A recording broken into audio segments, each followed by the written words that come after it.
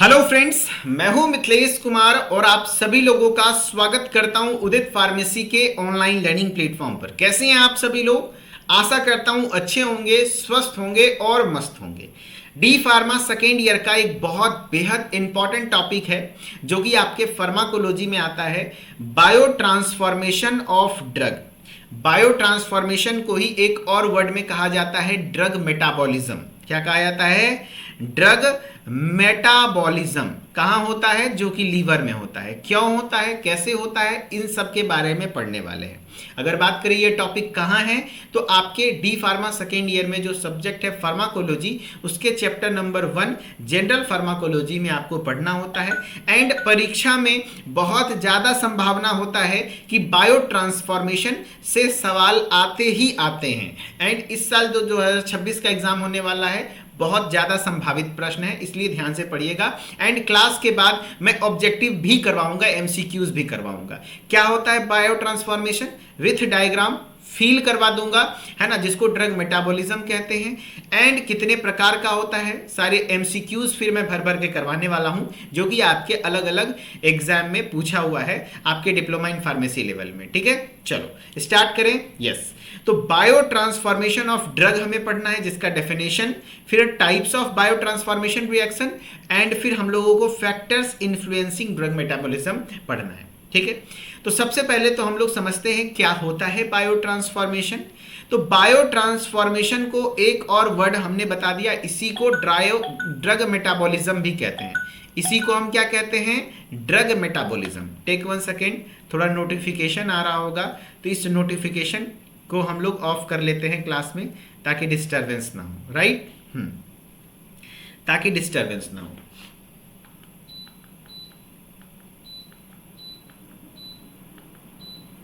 चलिए, तो bio transformation of drug के बारे में हम लोग पढ़ रहे हैं। देखो भाई, जब भी कोई हम लोग दवा खाते हैं, सबसे पहली बात ध्यान से सुनना, जब भी कोई दवा खाते हैं तो उसका सबसे पहले क्या होता है? एब्जॉर्प्शन।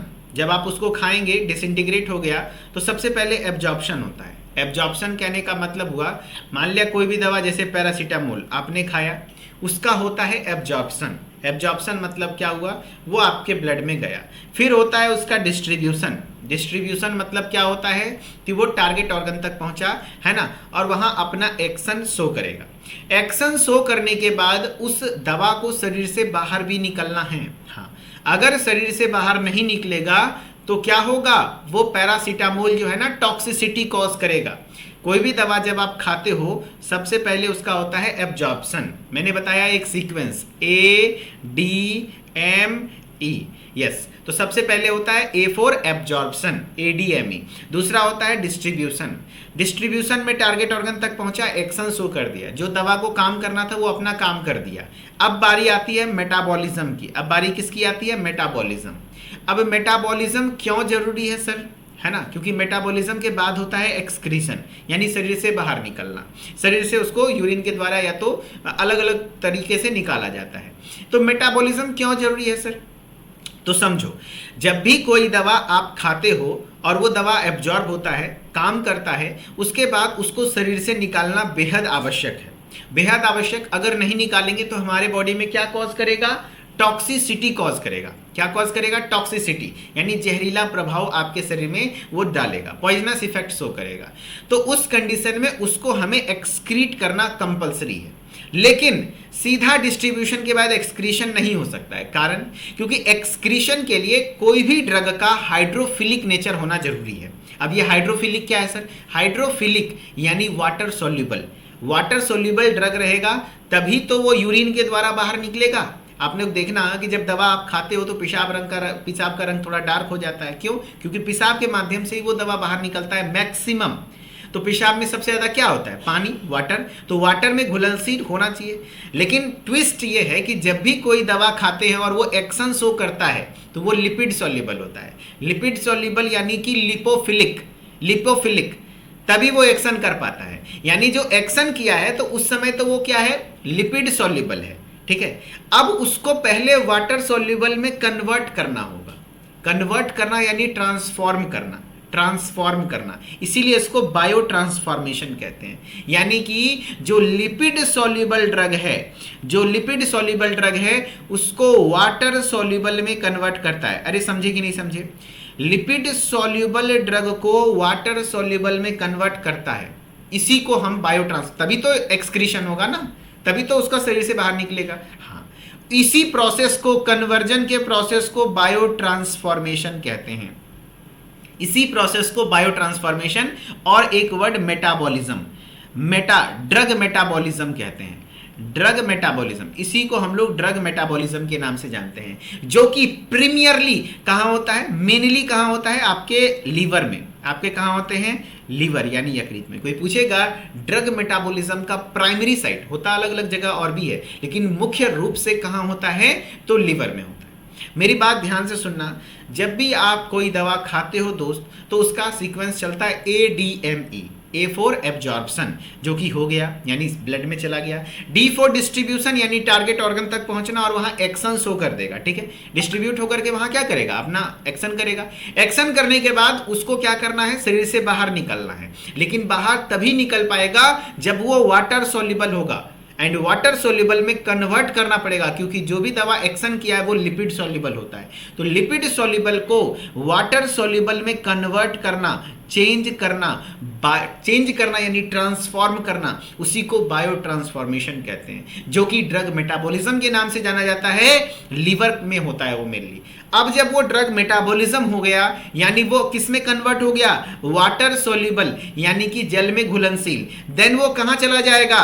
किडनी में चला जाएगा। एंड किडनी में आपको पता है कि वहां फिल्ट्रेशन होता है, एंड फिल्ट्रेशन के दौरान आपको पता है कि जो भी वेस्ट चीजें हैं वो किडनी उसको फिल्टर करके, है ना, बाहर भेज देती है। एंड बाहर भेज देना यानी यूरिन बनाता है, किडनी से ही ना यूरिन बनता है, तो यूरिन के माध्यम से वो शरीर से हमारा बाहर निकल जाएगा, रिमूव हो जाएगा। अरे बोलेगा कोई, बोलता है, पूछेगा आपसे क्यों इंपॉर्टेंट है बायो ट्रांसफॉर्मेशन? अगर मेटाबॉलिज्म नहीं हुआ तो क्या होगा?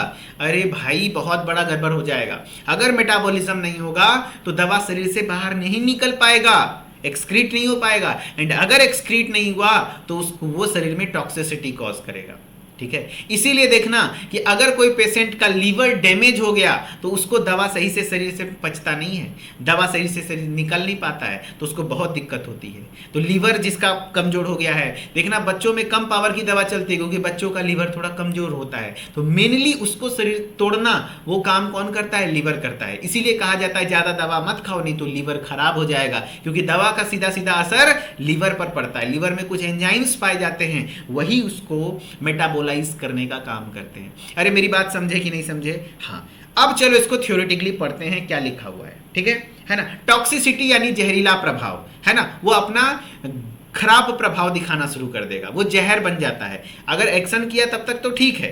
अरे भैया आप घर में केला खरीद के लाए, ताजा ताजा केला खाओगे तो मीठा लगेगा, लेकिन उसको छोड़ दोगे, बसिया हो जाओगे तो उसमें कीड़ा लगने लग जाएगा, महकने लग जाएगा, तो घर को खराब करेगा। वही वाली बात है कि जब तक दवा डिस्ट्रीब्यूट हुआ, एक्शन किया, ठीक है। अब एक्शन करने के बाद उसको खून से बाहर निकालना है, नहीं तो फिर वो खराब प्रभाव डालेगा, ठीक है।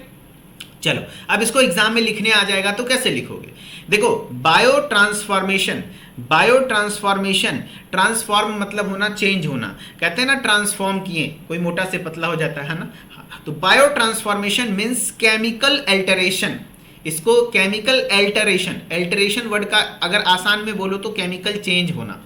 केमिकल चेंज, एल्टरेशन का मतलब होता है चेंज होना। तो chemical alteration of the drug in the body, यानी आपके शरीर में दवा का केमिकल एल्टरेशन होना, केमिकली उसको चेंज कर देना। केमिकली चेंज कैसे करते हैं? तो जो लिपिड सॉल्युबल ड्रग है उसको किस में कन्वर्ट करते हैं? अरे LS यानी लिपिड सॉल्युबल को किस में कन्वर्ट करते हैं? तो ध्यान रखना, वाटर सॉल्युबल में कन्वर्ट करते हैं। तो वही चीजें लिखा हुआ है कि bio transformation makes non polar यानी लिपिड सॉल्युबल, जो भी दवा लिपिड सॉल्युबल होता है उसको नॉन पोलर भी कहते हैं। तो नॉन पोलर को पोलर, या फिर आप बोल दो लिपिड सॉल्युबल सब्सटेंस को पोलर यानी कि वाटर सोल्यूबल में कन्वर्ट करता है, in order to prevent their reabsorption in the renal tubule and promote excretion. कहने का मतलब biotransformation mainly non polar यानी कि लिपिड सोल्यूबल को वाटर सोल्यूबल में कन्वर्ट करता है, ताकि वापस से उसका किडनी में रीअब्जॉर्प्शन ना हो जाए, है ना। अगर किडनी में रीअब्जॉर्प्शन हो गया तो फिर से ब्लड में चला जाएगा, ताकि रीअब्जॉर्प्शन ना हो जाए, और उसके एक्सक्रीशन को प्रमोट करता है। एक्सक्रीशन यानी शरीर से बाहर निकालना। कह रहा है क्या, लिपोफिलिक केमिकल, लिपोफिलिक यानी कि lipid soluble chemical can not be eliminated by the body. जो भी लिपोफिलिक है उसको डायरेक्टली आप शरीर से बाहर नहीं निकाल सकते हो, है ना। इन एब्सेंस ऑफ मेटाबॉलिज्म, यानी अगर मेटाबॉलिज्म नहीं हुआ तो फिर दिक्कत होगा। And they develop very long half life, and उसका हाफ लाइफ बहुत ज़्यादा हो जाएगा, यानी शरीर में बहुत ज़्यादा देर तक वो दवा रहेगा, एंड फिर टॉक्सिसिटी कॉज करेगा।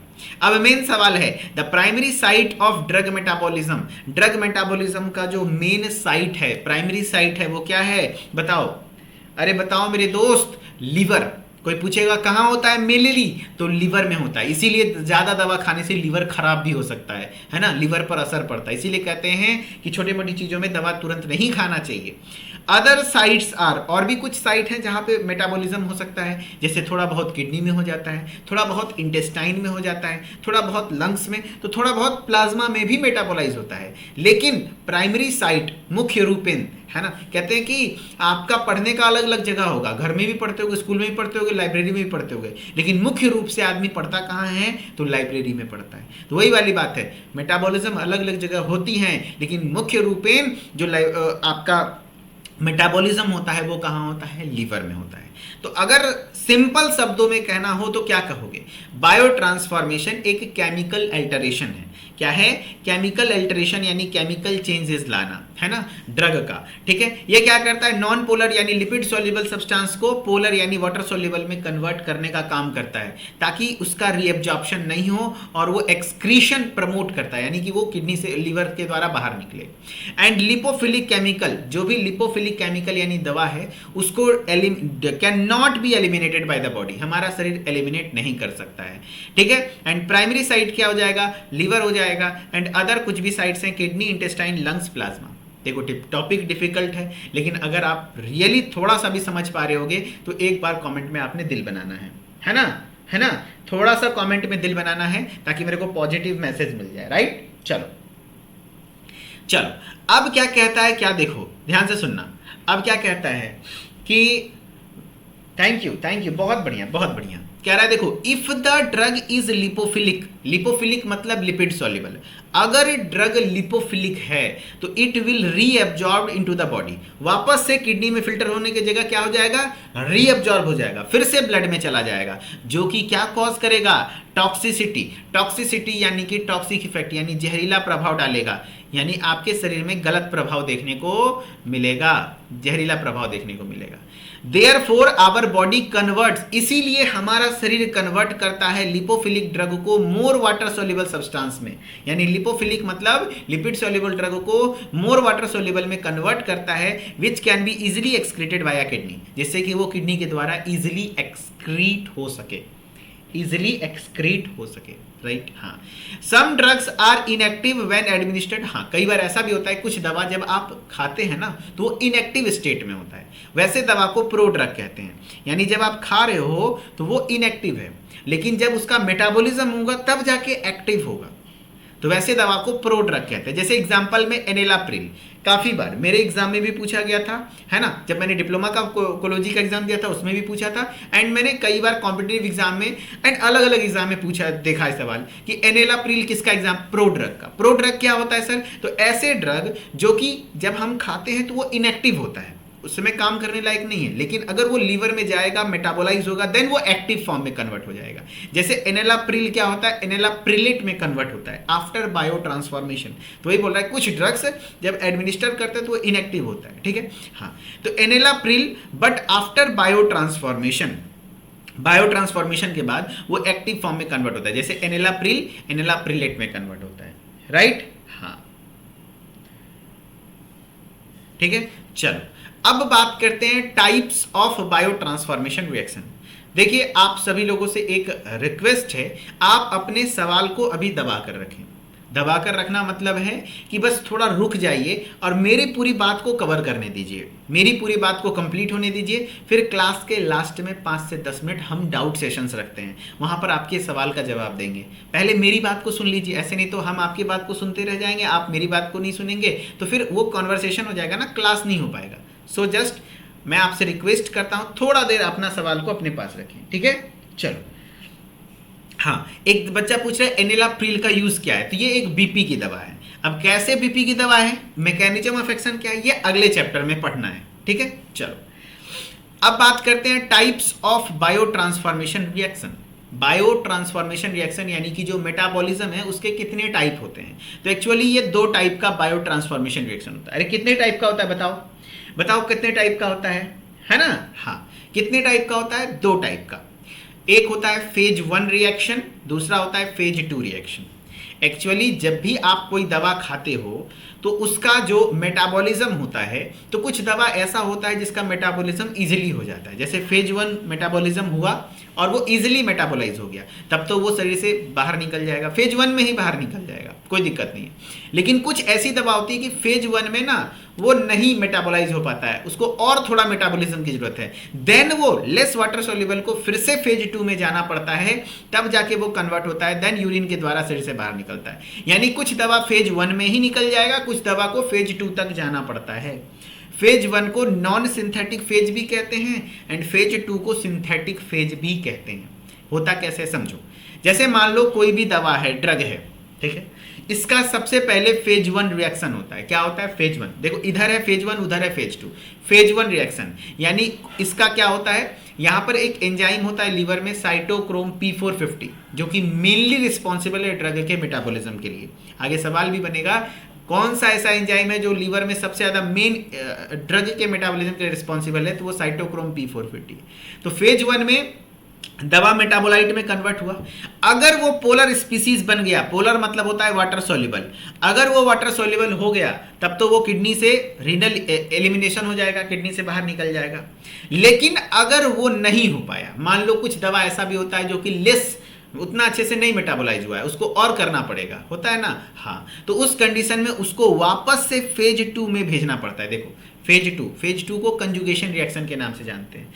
फेज 2 में भेजना पड़ता है एंड वो वापस से फेज 2 में उसका क्या होता है ना, देखो लीवर में कन्वर्जन हुआ, लीवर में उसको कन्वर्ट किया गया एंड कन्वर्ट होने के बाद उसको या तो बाइलरी एलिमिनेशन करते हैं या तो वापस से उसको यूरिन के द्वारा एलिमिनेट करते हैं, यानी स्टूल के द्वारा।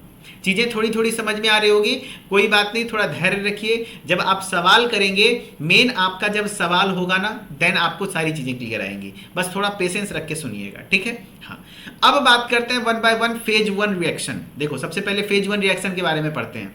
फेज 1 रिएक्शन, फेज 1 रिएक्शन को नॉन सिंथेटिक रिएक्शन के नाम से जाना जाता है। किसके नाम से जाना जाता है ना, रीनल मतलब किडनी, किडनी के द्वारा एलिमिनेट हो जाएगा, किडनी, रीनल मतलब होता है किडनी, ठीक है, DRX कमल कुमार, रीनल मतलब होता है किडनी। अब phase 1 reaction, phase 1 reaction, phase 1 reaction को हम क्या कहते हैं, phase 1 reaction is also called as non synthetic reaction. देखो भाई, जो भी मैं पढ़ा रहा हूं इसको कंप्लीट एक बार फिर से रिपीट करूंगा, इसलिए घबराना नहीं है। मेरा पढ़ाने का तरीका देखो, मैं पढ़ाया एक बार, फिर उसके बाद पहले MCQ करवाऊंगा ताकि आपको फील हो कि अच्छा ये पढ़ने से सवाल ऐसे बनता है, ऐसे सवाल। MCQ पढ़ाऊंगा, देन फिर से एक बार पूरा टॉपिक को रिपीट करूंगा। सो प्लीज है ना, फोकस करो, कोई दिक्कत नहीं है, ठीक है। चलो, फेज 1 को नॉन सिंथेटिक रिएक्शन कहते हैं, ठीक है। The main M of phase 1, main M क्या है, तो कोई भी दवा आप खाते हो तो उसमें जो एंजाइम्स वगैरह हैं उसके रिएक्शन करके उसको किसी तरह वाटर सोल्यूबल कंपाउंड में कन्वर्ट करना है एंड फिर वो यूरिन के द्वारा बाहर निकल जाएगा, है ना। लेकिन अगर फिर भी नहीं हो पाता है, देन जाकर के हमें क्या करना होता है, फेज 2 में जाना होता है, ठीक है। तो मेन एम फेज 1 रिएक्शन का क्या है, चेंज और modify the drug into water soluble compound, उसको वाटर सोल्यूबल कंपाउंड में कन्वर्ट करें ताकि वो इजीली एलिमिनेट हो पाए बॉडी से, यानी कि बॉडी से बाहर निकल पाए। एंड द मेन एंजाइम, जो मेन एंजाइम रिक्वायर्ड है फेज 1 रिएक्शन के लिए, बताओ कौन सा है। फेज 1 रिएक्शन के लिए जो मेन एंजाइम है, एंजाइम का नाम है साइटोक्रोम P450, इसी को शॉर्टकट में CYP450 के नाम से जानते हैं। सब लोग एक बार कमेंट में लिखिए CYP450, याद कर लो, काफी बार पूछा हुआ है, काफी बार। फेज 1 रिएक्शन है ना, ध्यान रखना, ठीक है। साइटोक्रोम P450 एंजाइम होता है जो कि कहां प्रेजेंट होता है, लीवर में, काफी बार पूछा हुआ है, ठीक है। अब फेज 1 में जो कैसे कन्वर्ट करता है वाटर सोल्यूबल, तो उसके अलग अलग रिएक्शंस होते हैं, एंड उस रिएक्शन में क्या क्या होता है, तो ऑक्सीडेशन होता है, रिडक्शन होता है, हाइड्रोलिसिस होता है, साइक्लाइजेशन होता है, एंड डीसाइक्लाइजेशन होता है, ठीक है। तो अलग अलग रिएक्शन होता है, क्या क्या, ORHCD, ORHCD याद रख लेना एकदम सीक्वेंस, ORHCD यानी कि ऑक्सीडेशन होता है ना, ORHCD, ORHCD ऐसे इसका ट्रिक है, ORHCD यानी कि O फॉर ऑक्सीडेशन। पूछा जाएगा कि फेज 1 में कौन सा होता है, फेज 2 में कौन कौन सा रिएक्शन, तो फेज 1 में रिएक्शन का नाम क्या क्या है, ORHCD, सब लोग कमेंट में लिखो ORHCD यानी oxidation, reduction, hydrolysis, O for oxidation, R for reduction, H for hydrolysis, and C for cyclization, D for decyclization. तो ये सब रिएक्शन का नाम है, ठीक है। अब फेज 2 रिएक्शन किस नाम से जाना जाता है, तो फेज 2 रिएक्शन को हम लोग कंजुगेशन रिएक्शन के नाम से जानते हैं। फेज 2 रिएक्शन को हम लोग कंजुगेशन रिएक्शन के नाम से जानते हैं। If the compound obtained from phase 1 reaction are not water soluble, अगर मान लो फेज 1 रिएक्शन से हमें वाटर सोल्यूबल कंपाउंड प्राप्त नहीं हुआ, मान लो कोई दवा है, वो सबसे पहले तो फेज 1 रिएक्शन में जाएगा यानी फेज 1 मेटाबॉलिज्म होगा, लेकिन फेज 1 में लेस वाटर सोल्यूबल हुआ लेकिन उतना अच्छे से नहीं हो पाया, तो अगेन उसको फेज 2 में जाना होता है, फिर से उसका मेटाबॉलिज्म होता है, देन वो वाटर सोल्यूबल में कन्वर्ट होता है। तो ये बोल रहा है कि अगर कोई कंपाउंड फेज 1 के बाद वो not water soluble, they undergo phase 2 reaction, then वो फेज 2 में जाता है एंड और वाटर सोल्यूबल में कन्वर्ट होता है, जिससे कि उसको शरीर से एलिमिनेट किया जा सके। एंड फेज 2 रिएक्शन में कौन कौन से रिएक्शन होते हैं, तो एसिटाइलेशन होता है, मिथाइलेशन, इथाइलेशन, ग्लूकोरोनिडेशन। तो इसका तरीका क्या है, AME है ना, AME है ना, और क्या कहते हैं, अम्मी जो है ना, अम्मी जो है गोल गोल बात करती है, गोल गोल है ना, गोल गोल बात करती है अम्मी, क्या करें, AME गोल गोल बात करती है, यानी A फॉर एसिटाइलेशन है ना, AME है ना, AME ध्यान रखना, AMEG याद रख लो, ध्यान रख लीजिएगा, ठीक है, याद रखना। A for acetylation, M for methylation, E for ethylation, गोल गोल मतलब ग्लूकोरोनिडेशन है ना, ग्लूको, अरे AME ग्लूकोज पिएंगे है ना। अम्मी क्या पिलाती है, सिंपल सी ग्लूकोज पिलाती है, इसका ट्रिक याद रख लो, अम्मी क्या पिलाती है, ग्लूकोज। सीधा क्वेश्चन आता है कौन कौन से रिएक्शन होता है, अरे भैया अम्मी क्या पिलाती है, ग्लूकोज, ग्लूकोज यानी ग्लूकोरोनिडेशन है ना, आराम से याद रहेगा। अम्मी क्या पिलाती है, ग्लूकोज पिलाती है, अम्मी ग्लूकोज पिलाती है, AME ग्लूकोज, राइट। नहीं सीक्वेंस में याद रखना है, अम्मी glucose, A for acetylation, methylation, इथाइलेशन, glucuronidation, ठीक है, फेज 2 रिएक्शन होता है। अब बात करते हैं फैक्टर्स इन्फ्लुएंसिंग ड्रग मेटाबॉलिज्म, यानी कौन कौन से फैक्टर्स ड्रग मेटाबॉलिज्म को इन्फ्लुएंस यानी कि ड्रग मेटाबॉलिज्म को कम या ज्यादा कर सकता है। सबसे पहला होता है एज।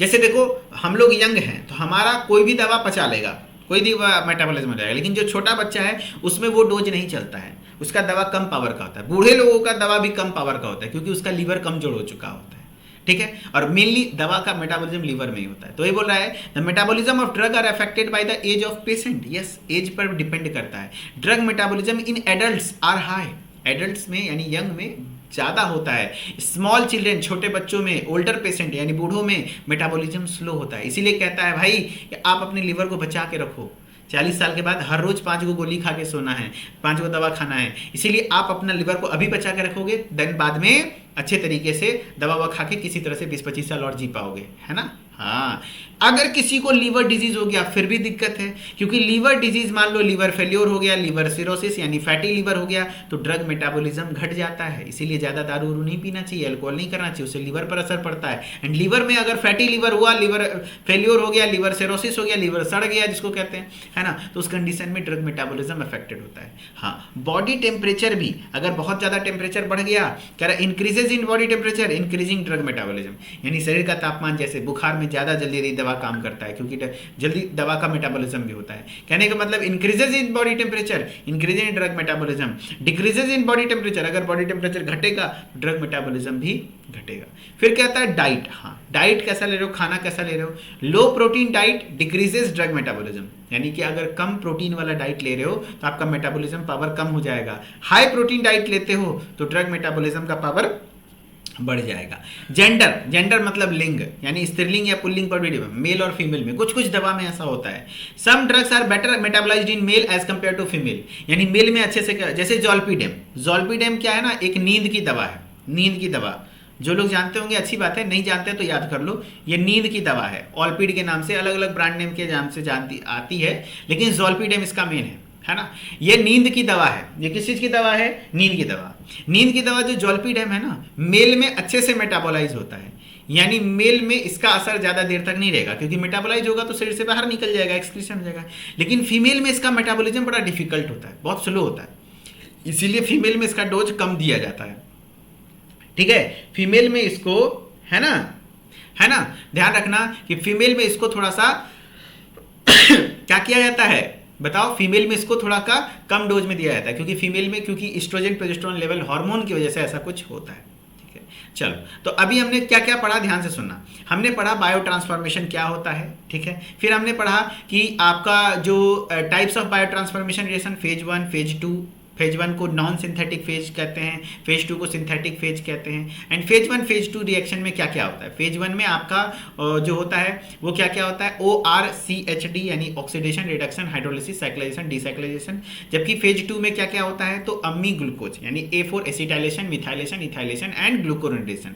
अब चलो सवाल करते हैं, तैयार हो। मैं मानता हूं आपको मुश्किल से 20% सवाल में समझ में आया होगा, आप पूरे फोकस से सुन रहे होंगे। देन अरे सब लोग तैयार हो एमसीक्यू के लिए, तो कमेंट में एक बार दिल बनाना, एक बार सभी लोग कमेंट में दिल बनाना। एंड हाँ, जो लोग आपके दोस्त साथी संगति हैं उनको भी बताइए कि बैच में बहुत अच्छे से क्लास चल रही हैं, है ना। तो सब लोग ज्वाइन करिए बैचेस को, सेकेंड ईयर फुल कोर्स को, बहुत अच्छे से पढ़ाया जाता है फुल कोर्स में। चलो, पहला सवाल है आपका, पहला सवाल है ये, जवाब दो। The primary site of drug metabolism in the body, बताओ। बहुत अच्छा सवाल है। ड्रग मेटाबॉलिज्म का primary site kidney, liver, lungs, intestine. होता थोड़ा थोड़ा सब जगह, लेकिन मुख्य रूप से कहां होता है, हर एक बच्चा जवाब देगा, है ना, हर एक बच्चा जवाब देगा। वेरी गुड, बहुत बढ़िया जवाब हो रहा है, liver. Liver primary site for drug metabolism. Drug metabolism का मुख्य रूप से यहीं पर होता है। चलो, बहुत बढ़िया, हर एक बच्चा, कोई भी बच्चा बैठेगा नहीं, सारा बच्चा रिप्लाई करेगा। अगेन क्वेश्चन है, which enzyme system is primarily responsible for drug metabolism, यानी इसमें से कौन सा ऐसा एंजाइम सिस्टम है जो सबसे मुख्य रूपेण रिस्पॉन्सिबल है ड्रग के मेटाबॉलिज्म के लिए, बताओ। काफी बार पूछा हुआ है। MAO एंजाइम का नाम है, CYP यानी साइटोक्रोम P450 एटीपेज या काइनेज, इसका नाम होता है मोनोअमाइन ऑक्सीडेज एंजाइम, अगर नाम जानना चाहते हो तो। इसका भी जवाब हो जाएगा B। Very good, cytochrome P450, cytochrome P450 enzyme. Very good, cytochrome P450 enzyme, बहुत अच्छा जवाब। अगेन क्वेश्चन है, इसका आंसर करो। Which of the following is a phase 1 metabolic reaction, इसमें से कौन सा फेज 1 मेटाबॉलिक रिएक्शन है। ग्लूकोरोनेडेशन, ऑक्सीडेशन, सल्फेशन या एसिटाइलेशन। कैसे जवाब देंगे, तो सर फेज 1 में हमने एक ट्रिक बनाया है। क्या, फेज 1 में आपने बोला है ORCHD, है ना, ORHCD, ठीक है। जबकि फेज 2 में आपने बताया है, सर क्या ट्रिक है, तो फेज 2 में आपने बताया अम्मी, AME, है ना, और ग्लूकोज, ठीक है, ग्लूकोरोनेडेशन। अब देखो यहीं से सवाल बनेगा, यहीं से। फेज 1 मेटाबॉलिक रिएक्शन कौन सा है, O4 ऑक्सीडेशन, ऑक्सीडेशन सवाल में है, हाँ देखो B। अरे भाई देख रहे हो कि नहीं देख रहे हो, यस और नो, यस और नो। हाँ, फेज 1 में क्या क्या होता है, oxidation, reduction, hydrolysis, cyclization, decyclization. जबकि फेज 2 में देखो ग्लूकोरोनेडेशन फेज 2 का है, सल्फेशन तो होता ही नहीं, एसिटाइलेशन फेज 2 का है। अगेन दूसरा सवाल करो, इसका बताओ, इसका बताओ क्या होगा आंसर। अभी तक तो बी जा रहा था। अगला आंसर देखते हैं क्या होता है। तो देखो आप लोग तेज हो तो लगा दो बी पहले ही। Phase 1 reaction in biotransformation include, इसमें से कौन सा ऑप्शन, देखो काफी सारे सवाल एग्जाम में पूछे हुए हैं, कौन सा जो है फेज 1 रिएक्शन है बताओ। ऑक्सीडेशन, रिडक्शन, हाइड्रोलिसिस, या तो कंजुगेशन, या ग्लूकोनेडेशन, या तो सल्फेशन। तो भैया अभी पढ़े थे ORHCD, यानी ऑक्सीडेशन, रिडक्शन, हाइड्रोलिसिस वाला जो जवाब है यहां पर आंसर ये हो जाएगा। वाह, यानी आप लोगों को समझ में आ रहा है, सवाल बन रहे हैं। देखो पढ़ना और समझना, लेकिन सवाल नहीं बनना तो फिर क्यों पढ़ना, बेकार हो जाएगा। पढ़े थोड़ा बहुत समझ में आया, लेकिन सवाल बनने लग गया तो पूरा समझ में आ गया। इसको कहते हैं पढ़ना, एक्चुअल, है ना। आप AIIMS pharmacist, railway pharmacist, exit exam, BTUPD pharma, अलग अलग बोर्ड के क्वेश्चन लेवल को सॉल्व कर रहे हो, हल्के में क्वेश्चन को मत लेना, ठीक है। चलो अगेन क्वेश्चन है, phase 2 reactions of drug metabolism are also called, है ना। Phase 2 reaction of drug metabolism, phase 2 बताओ, फेज 2 में क्या होगा आंसर। तो क्या है, फंक्शनलाइजेशन रिएक्शन, सिंथेटिक या फिर कंजुगेशन रिएक्शन, डिस्ट्रक्टिव रिएक्शन, या नॉन सिंथेटिक। तो हमने बताया था phase 1 phase 2, phase 1 non synthetic कहलाता था, फेज 1 नॉन सिंथेटिक, जबकि फेज 2 सिंथेटिक। तो आंसर क्या हो जाएगा, बी। यहां पे भी आंसर क्या हो जाएगा, बी। अरे आज बी का पलड़ा भारी है। चलो तब एक सवाल इसका जवाब दे दो, अगर बी का पलड़ा भारी है तो फिर इसका जवाब दे दो। एक क्वेश्चन और है, सवाल है, which one of the following is a phase 2 reaction, इसमें से कौन सा फेज 2 रिएक्शन है। Oxidation, hydrolysis, glucuronidation, reduction. क्या बात है, फेज 2 में तो हमने बताया था अम्मी, है ना, क्या, ग्लूकोज, यानी कि अम्मी। A4 एसिटाइलेशन ऑप्शन में नहीं है, मिथाइलेशन नहीं है, इथाइलेशन नहीं है, ग्लूकोरोनिडेशन यस। बाकी फेज 1 में तो हमने बताया था ORHCD, है ना, तो वो सब ऑक्सीडेशन, हाइड्रोलिसिस, रिडक्शन, ये सब तो फेज 1 है। सी, यहां आंसर हो जाएगा सी। अरे बना कि नहीं बना, अरे बना कि नहीं बना, हाँ।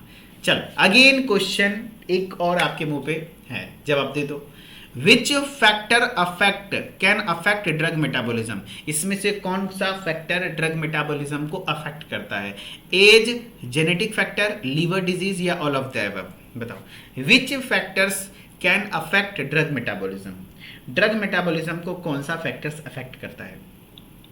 एज, हाँ अफेक्ट तो करता है, क्योंकि ज़्यादा एजेड लोगों में या कम एज बच्चों में ड्रग मेटाबॉलिज्म स्लो होता है, जबकि एडल्ट में फास्ट होता है। जेनेटिक फैक्टर भी होता है, लीवर डिजीज भी है, तो ऑल ऑफ दी अबव, यानी आंसर यहाँ हो जाएगा डी। क्या बात है, अरे मतलब सबको समझ में आ रहा है, सारे बच्चे आंसर कर रहे हैं। लो एक क्वेश्चन और, एक क्वेश्चन और, है ना। अब ये वाला गाना बजना चाहिए, छलकत हमर जवनिया राजा जहिसे की बलटी के पनिया हो ए रानी हमहू ओवरलोड बानी हो। क्या बात है, बहुत बढ़िया। ये वाला होता है ना, ये वाला आंसर छलकना चाहिए, बहुत बढ़िया। The process of bio transformation, है ना, usually makes the drug, bio transformation से ड्रग क्या होता है, मोर लिपिड सॉल्युबल, क्या और लिपिड नहीं भाई, लिपिड सॉल्युबल को वाटर सॉल्युबल में कन्वर्ट करने का काम करते हैं, ये तो नहीं होगा ना। लेस वाटर सॉल्युबल नहीं भाई, ज्यादा वाटर सॉल्युबल बनाते हैं। More water soluble and inactive, yes, उसको ज्यादा वाटर सॉल्युबल और इनएक्टिव बनाने का काम करते हैं।